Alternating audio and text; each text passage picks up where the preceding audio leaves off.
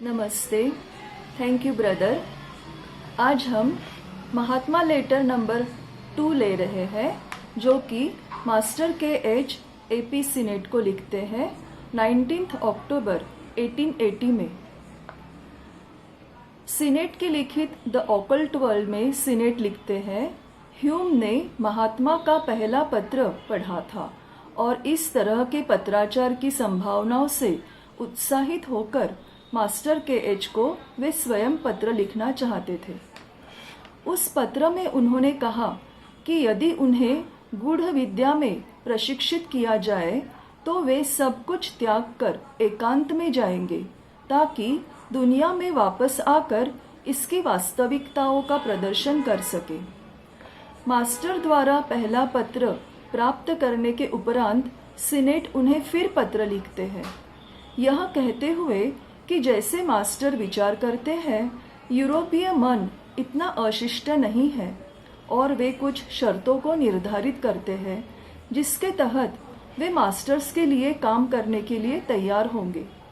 उन्होंने और ह्यूम ने तैयार किया हुआ सुझाव वे मास्टर्स को देते हैं कि टीएस की एक अलग शाखा बनाई जानी चाहिए, जिसे एंग्लो इंडियन शाखा यह नाम हो, जो किसी भी तरह से एचपीबी और कर्नल ओलकॉट के अधीन नहीं होनी चाहिए, बल्कि सीधे महात्मागणों से जुड़ी हो और महात्मा स्वयं शाखा के सदस्यों को उपदेश और शिक्षण दे।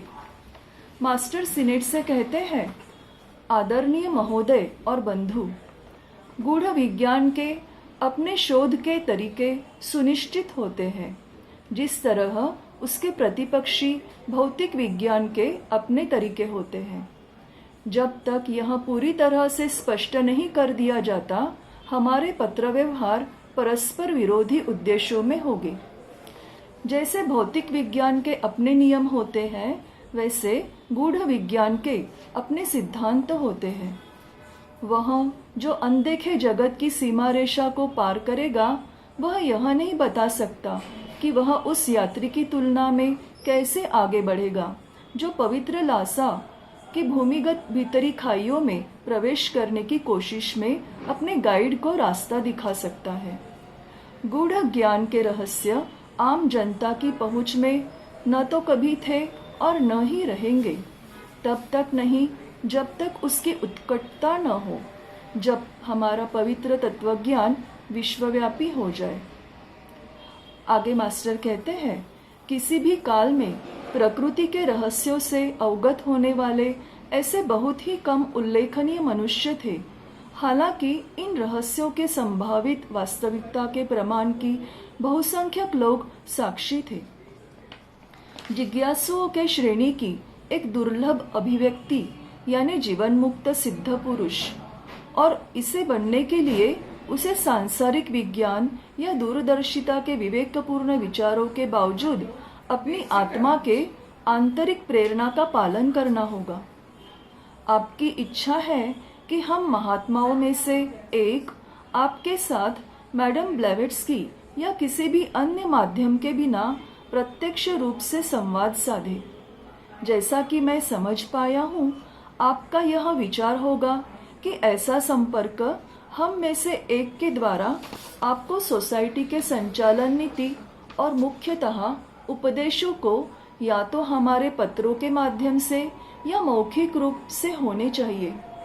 यह सब चाहते हुए भी आप स्वयं यह कहते हैं कि अब तक आपकी जीवन पद्धति को छोड़ने के लिए आपको पर्याप्त कारण नहीं मिले जो ऐसे संपर्क की पद्धति के लिए प्रतिकूल है। यह शायद ही तर्कसंगत है, ऐसा मास्टर कहते हैं। वह जो रहस्यवाद का झंडा ऊंचा उठाएगा और उसका शासन करने का दावा करेगा, उसे दूसरों के लिए मिसाल बननी होगी, आदर्श बनना होगा। वह अपने जीवन के तौर तरीकों को बदलने वाला पहला व्यक्ति होना चाहिए। विज्ञान और समाज के विरोध के बावजूद उसने आत्मविद्या के रहस्यों का अध्ययन ज्ञान की सीढ़ी के ऊपरी चरण के रूप में मानकर गर्जना करते हुए दावा करना चाहिए।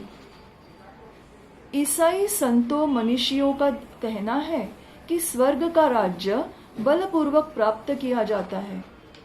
केवल ज्ञान रूपी सशस्त्र हाथों से और जीतने या नष्ट होने को तैयार रहने से आधुनिक रहस्यवादी अपने उद्देश्यों को प्राप्त करने की आशा कर सकता है। आगे मास्टर कहते हैं, दुनिया गूढ़ शक्तियों के किसी भी चौंका देने वाले प्रमाणों के लिए अपरिपक्व थी। आप जैसे कुछ ही व्यक्ति पदार्थ के पर्दे के पीछे के मूलभूत कारणों की दुनिया को समझना चाहते हैं। अर्थात हमें केवल आपके और मिस्टर ह्यूम के बारे में विचार करने की आवश्यकता है। मिस्टर ह्यूम ने मुझे कुछ प्रश्न देकर उन शर्तों को प्रस्तुत किया जिन पर वह हमारे लिए गंभीरता से कार्य करने के लिए इच्छुक हो गए। लेकिन आप दोनों के इरादे और आकांक्षाएं बिल्कुल विपरीत स्वरूप की है, इसलिए अलग अलग परिणामों की ओर जाते हैं। इसीलिए मुझे प्रत्येक को अलग से उत्तर देना होगा। आपके प्रस्ताव को स्वीकारना या नहीं, यह मुख्यतः आपके आंतरिक उद्देश्य में निहित है, जो हमारे निर्देशों को प्राप्त करने के लिए मार्गदर्शन के लिए प्रेरित करता है।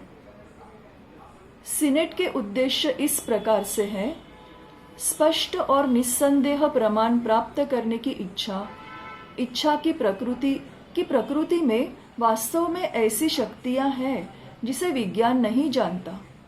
यह आशा कि उन शक्तियों को किसी दिन आत्मसात किया जाए, जितना जल्द हो सके उतना बेहतर, क्योंकि आप प्रतीक्षा करना पसंद नहीं करते। कुछ चुनिंदा पाश्चात्य लोगों में उन शक्तियों के अस्तित्व को प्रदर्शित करना, आगामी जीवन को विश्वास की नहीं बल्कि ज्ञान की चट्टान पर निर्मित एक वस्तुगत सच्चाई के रूप में विचार करना, और आखिर में आपके उद्देश्य में से सबसे महत्वपूर्ण, हालांकि यह सबसे गूढ़ और बहुत संरक्षित है, कि हमारे और सिद्ध संघ के बारे में पूर्ण सच्चाई जानना। जिन महात्मागणों के बारे में सब इतना कुछ सुनते हैं लेकिन दिखाई कम देते हैं, उनके अस्तित्व की सच्चाई, कि वे एक विकृत मतिभ्रमित मस्तिष्क की कल्पना नहीं, इस बात का सकारात्मक आश्वासन चाहना, पुष्टि चाहना। हमारे विचारों में ये उद्देश्य एक सांसारिक दृष्टिकोण से देखने पर ईमानदार और गंभीर है, लेकिन हमें स्वार्थी प्रतीत होते हैं। मास्टर कहते हैं कि यदि आपको मेरी भाषा अशिष्ट लगती है तो क्षमा करें। हम जिनकी दुनिया आपकी दुनिया से काफी भिन्न है, उनसे आप सच्चाई जानना और उपदेश प्राप्त करने का दावा करते हैं, वे स्वार्थी प्रतीत होती है। आपको इस बात से अवगत होना चाहिए कि टीएस का मुख्य उद्देश्य व्यक्तिगत आकांक्षाओं को संतुष्ट करना नहीं बल्कि सभी मनुष्यों की सेवा करना है। स्वार्थी, सेल्फिश, यह शब्द आपको कर्णकर्कश लगे, हमारे लिए इसका विशिष्ट महत्व है। हमारे विचार में मानवता के कल्याण की उच्चतम आकांक्षाएं स्वार्थ से दूषित होती हैं। अगर परोपकारी मन में चाहे अनजाने में स्वयं के फायदे की इच्छा या नाइंसाफी की प्रवृत्ति की छाया हो, फिर भी आपने विश्व बंधुत्व थैंक यू, नमस्ते, धन्यवाद।